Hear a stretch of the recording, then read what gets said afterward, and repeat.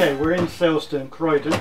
Got a Whirlpool washer dryer, and the problem is the machine went bang and it's full of water inside the drum.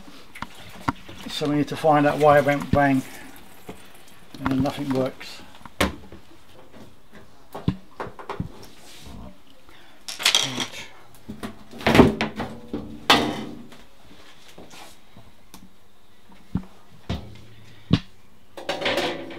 And yet I'm trying to remove the back of the machine to make it a bit more easier for me to access the insides in a short space. So let's see if the board may have a blown board.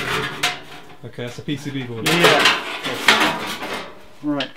Okay, I've got that bit. Well, that's the PCB. Okay, so trying to raise it up a bit. Okay, got you. That's the board. How's that look to you, mate? It looks okay from the outside, but I have to take it out and see on the inside. I've got the board out, and I found there's a blown circuit on the board. Sure.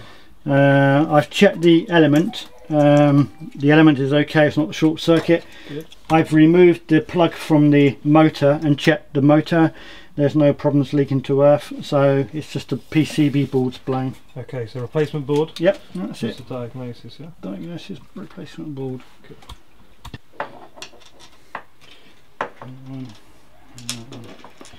Right, there you go for the board. Back.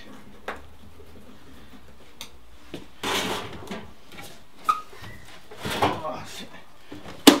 Right, well, that needs nothing else. No.